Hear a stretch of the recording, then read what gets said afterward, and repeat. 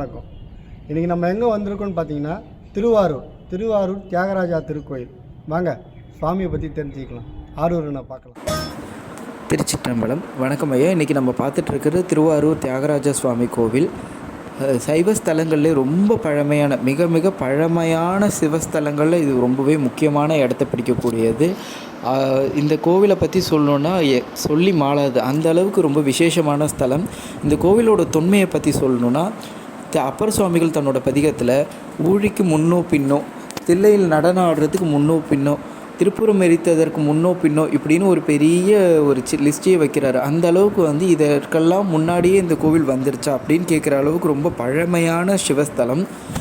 இந்த சிவஸ்தலத்தில் முக்கியமாக பிரதானமாக நம்ம பார்த்துட்டு இருக்கிறது இந்த கோவில் 5 வேலி, குளம் 5 வேலி, செங்கழநீர் ஓட 5 வேலி அப்படிங்கிறது இந்த கோவிலில் பிரதானமான சிறப்பு. இந்த கோவிலோட வீதியில் இந்த கமலை பராசக்தியோட தீர்த்தம் இருக்குது. இந்த கோவிலோட தீர்த்தம் 5 வேலி. எல்லா ஊர்லேயும் கோவிலுக்குள்ளே தான் குளம் இருக்கும். இந்த ஊரில் மட்டும் குளத்துக்குள்ளே கோவில் இருக்கும். அப்பேற்பட்ட சிறப்புடையது இந்த கமலை தீர்த்தம். இந்த ஊரோட ஸ்தல புராணம் படி சிவமணி சத்தம் கூட கேட்காத, அதாவது சிவபூஜை பண்ணுற மணி சத்தம் கூட கேட்காத ஒரு இடமா இருந்த இடத்துல அம்பாள் மூலாதார தவத்தில் இங்கே உட்கார்றாங்க. அம்பாளோட தவத்துக்கு அப்புறம் சுவாமி இங்கே பிரத்யட்சமாகிறாரு. அப்படி வந்தவர் தான் இங்கே இருக்கிற வன்மீகநாதர். அதனால தான் கமலாம்பிகையோட பேராலே இந்த கோவில் விளங்குது. கமலைசேஸ்திரம், கமலைபுரம் இப்படி பல பேர்கள் அம்பாளோட பேர்லேயே வருது. குளத்தோட பேரும் கமலை தீர்த்தம்னு வர்றதுக்கு காரணம் இதுதான். அம்பாள் தபஸ் பண்ணி இங்கே மூலாதார தவத்தில் இருக்காங்க. இங்கே இருக்கிற அம்பாள் ஒரு கால் மேலே ஒரு கால் போட்டு மணக்கோலத்தில் உட்காந்துருக்கிற மாதிரி தவக்கோலத்தில் இங்கே இருக்காங்க, மூலாதார தவமாக. அதே மாதிரி இங்கே இருக்கிற தீர்த்தம் ரொம்பவே விசேஷம். காசிக்கு இணையானதும் சொல்லுவாங்க, காசிக்கு ஒரு படி மேலன்னு சொல்லக்கூடியது இந்த திருவாரூரோட கமலை தீர்த்தம். பிறந்தாலும் பேர் சொன்னாலும் முக்தின்னு சொல்லக்கூடிய ஸ்தலம் இந்த திருவாரூர் ஸ்தலம். எல்லோரும் சொல்லுவாங்க, பிறக்க முக்தி திருவாரூர், இறக்க முக்தி காசி, தரிசிக்க முக்தி தில்லை, நினைக்க முக்தி திருவண்ணாமலைம்பாங்க. அதில் முதல் ஊராக இருக்கக்கூடியது, பிறந்தாலும் பேர் சொன்னாலும் முக்தி தரக்கூடியது இந்த திருவாரூர் ஸ்தலம்.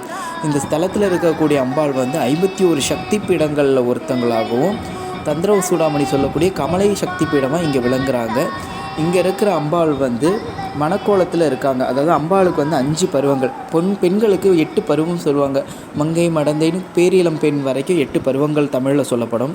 ஆனால் இங்கே அம்பிகைக்கு 5 பருவங்கள் தான். அதில் முதல் பருவமாக விசாலாட்சி குழந்தையாகவும், காமாட்சி 5 வயசு பொண்ணாகவும், நீலாயதாட்சி நாகப்பட்டினத்தில் அவங்க பூப்படைஞ்ச பொண்ணாகவும், இங்கே இருக்கிற கமலை பராசக்தி மணக்கோலம் பூண்ட பெண்ணாகவும், 4வது பருவத்தில் மீனாட்சி கல்யாணம் ஆன பெண்ணாகவும் இருப்பாங்க. அதில் இது 4வது பருவ நிலையில் இருக்கக்கூடிய அம்பாள் தான் இங்கே இருக்கிற கமலாம்பிகை. இங்கே இருக்கிற கமலாம்பிகை கன்னி பெண்ணாக பாவிக்கப்படுறாங்க. அதனால் அம்பிகைக்கு கல்யாணம் உற்சவமும் கிடையாது. அம்பிகை தனி கோட்டத்தோடு இருப்பாங்க. இங்கே இருக்கிற கமலாம்பிகை தனி உற்சவத்தோட தனி கோட்டமாக தனி சன்னதியில் இருக்காங்க.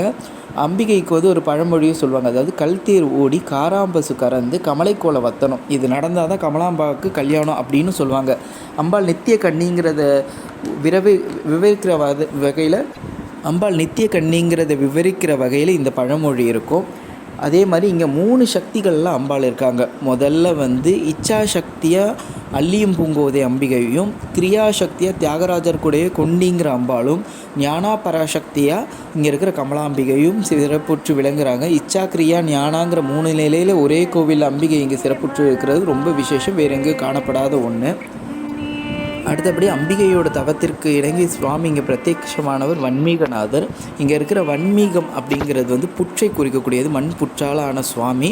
அதாவது இவருக்கு ஒரு சிறப்பு என்னென்னா, ஐரை மீன்னு சொல்லுவோம், 1 இன்ச்சு தான் இருக்கும். அந்த ஐரை மீன் உண்ணக்கூடிய அளவு நுண்ணிய மணல் ஐரை மணல்னு பேர். அந்த அளவுக்கு ரொம்ப நுண்ணிய மணலால் ஆன சுவாமி இங்கே சுயம்பு மூர்த்தி. அவர் வஜ்ரமாக மாறினதுனால சுவாமிக்கு வன்மீக மூர்த்தத்துக்கும் அபிஷேகம் இந்த கோவிலில் உண்டு. இது ரொம்பவே சிறப்பு உடையது. பிரதான மூர்த்தியாக இருக்கக்கூடியவர் வன்மீகநாதர். இந்திரன், எல்லா தேவர்கள், முனிவர்கள்னு இவரை பூஜை பண்ணாதவங்க யார் அப்படின்னு கேட்கக்கூடிய அளவில் இங்கே இருக்கிற மூர்த்தி இருக்கார். சைவ ஸ்தலங்கள்லேயே 12 திருமுறைகள்லேயும் பாடல் பெற்ற ஒரே ஸ்தலம் இந்த திருவாரூர் தான். அதே மாதிரி பாரத புருஷனை சொல்லும்போது 7 சக்கரங்களுக்கும் 7 ஸ்தலங்களை சொல்லுவாங்க. அதாவது மூலாதார ஸ்தலமாக திருவாரூரும், பிருத்திவி ஸ்தலம் அடுத்த பிருத்திவி ஸ்தலமாகவும் அது சொல்லப்படுது. சுவாதிஸ்தானம் திருவானைக்கா, மணிப்பூடகம் திருவண்ணாமலை, அநாதகம் சிதம்பரம், ஆக்னி காளஹஸ்தி, விசுத்தி வந்து காஷி, சஹஸ்திரானம் வந்து கைலாயம். இப்படி வந்து 7 சக்கரங்களுக்கும் 7 ஸ்தலங்களை வந்து குறிப்பிடுவாங்க. அதில் வந்து திருவாரூர் வந்து மூலாதார ஸ்தலமாகவும் பஞ்சபூத ஸ்தலங்களில் வந்து ஆதி பிருத்திவி ஸ்தலமாகவும் இருக்கக்கூடியது வந்து திருவாரூர் தியாகராஜ சுவாமி டெம்பிள். இங்கே வன்மீகநாதர் மூலமூர்த்தியாகவும் கமலை பராசக்தி தனிக்கோவிலாகவும் இருந்தாலும் இங்கே வந்து எல்லாராலும் பிரசித்தமாக சொல்லக்கூடியது வந்து தியாகராஜா கோவில்னு தான் திருவாரூர் சொல்லுவாங்க. காரணம் என்னென்னா, இங்கே தியாகராஜா தான் பிரதான மூர்த்தியாக, முக்கிய மூர்த்தியாக வந்து இங்கே இருக்கார், விசேஷ மூர்த்தியாக. தியாகராஜர் வந்ததே இங்கே ஒரு சுவாரஸ்யமான ஸ்தல புராணம் உண்டு. அதாவது முசுகுந்த சக்கரவர்த்திங்கிற ஒரு மன்னர் இருந்தார். அவரோட குரங்கு வந்து சுவாமி மேலே வில்வை பிரித்து போட்டதுனால அந்த குரங்கு மறுஜென்மத்தில் முசுகுந்தராகவும், புனர்ஜென்மத்தோட ஞாபகத்தால் அந்த குரங்கு முகத்தோடைய அந்த மன்னன் பிறக்கிறாரு. அவர் வந்து முருகரோட சேனையே வரமாக வாங்கினவர். அந்த சேனையை கொண்டு 360 வருஷம் இந்திரனுக்காக போர் புரிகிறாரு.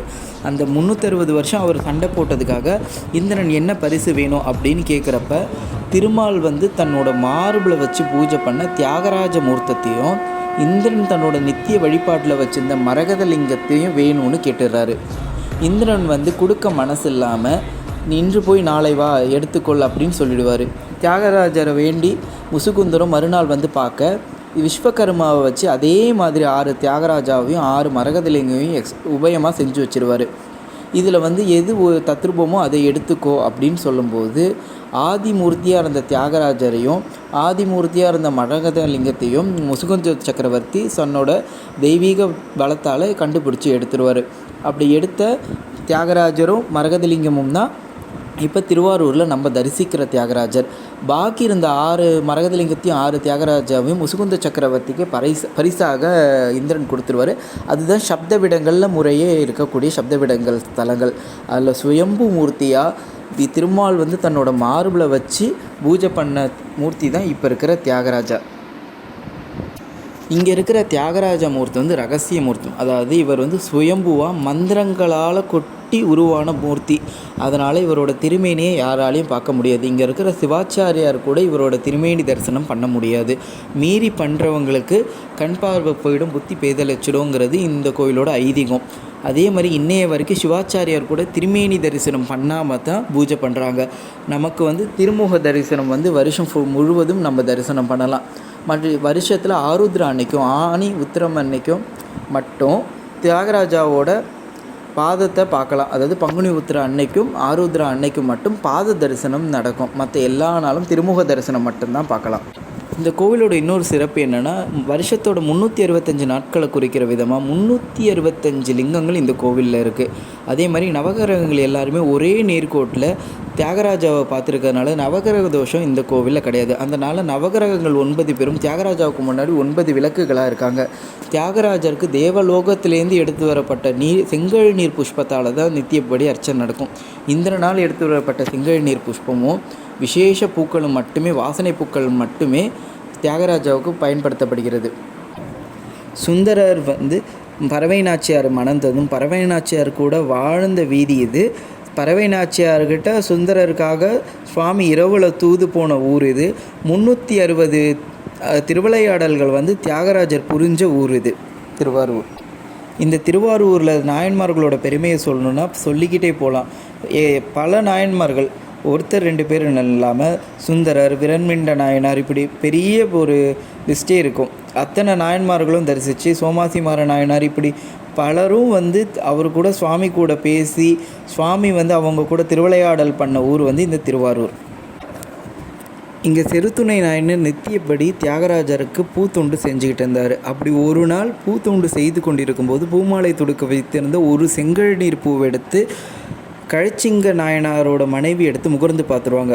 இவர் கோபத்தில் மனைவியோட மூக்கை அறுத்துருவார். அதாவது கழச்சிங்க நாயனார் வந்து இந்த நாட்டோட அரசராக இருந்த பொழுது நாட்டின் அரசனின் மனைவியின் மூக்கை அறுத்துருவார்.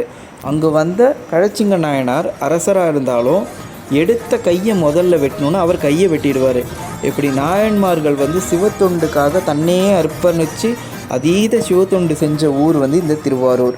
சுந்தரருக்காக சுவாமிகிட்டே சண்டை போட்டவர் விரண்மிண்ட நாயனார். சுந்தரரை எப்படி நீங்கள் ஏற்றுக்கலாம் அப்படின்னு சொல்லி சுந்தரர் கூட சண்டையிட்டு சிவபெருமானையே தன்னோட கூட்டத்திலேருந்து ஒதுக்கி வச்சவர் விரண்மிண்ட நாயனார். இப்போ 63 அப்படிங்கிற இந்த நம்ம நாயன்மார்களை பற்றி படிக்கிறோன்னா இந்த திருவாரூர் தியாகராஜ சுவாமியால் தான்.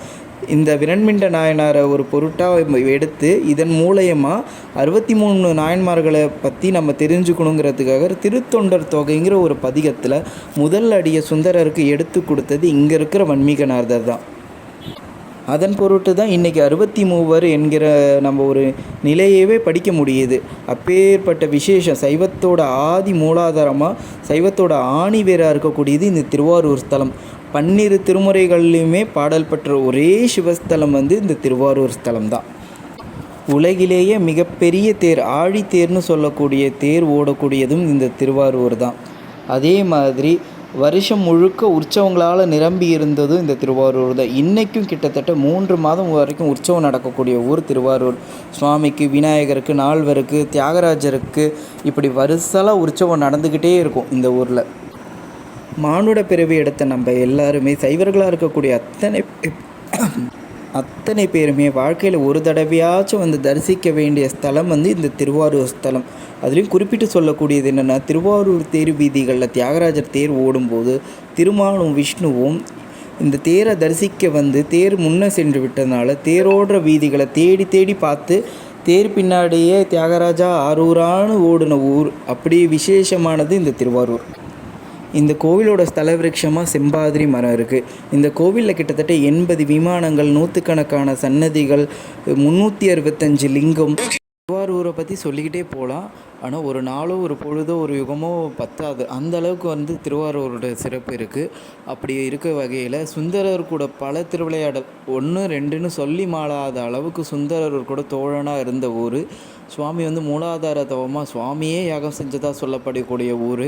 கமலை பராசக்தி அம்பிகை தவக்கோலம் பூண்டு கைலாயத்திலேருந்து அம்பாள் இங்கே தவம் பண்ண ஊர்.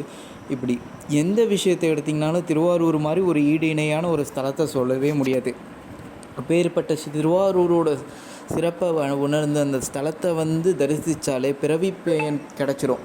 அப்படிங்கிற அளவுக்கு பிறவி பயனையே கொடுக்கக்கூடிய ஸ்தலம் இந்த திருவாரூர் ஸ்தலம்.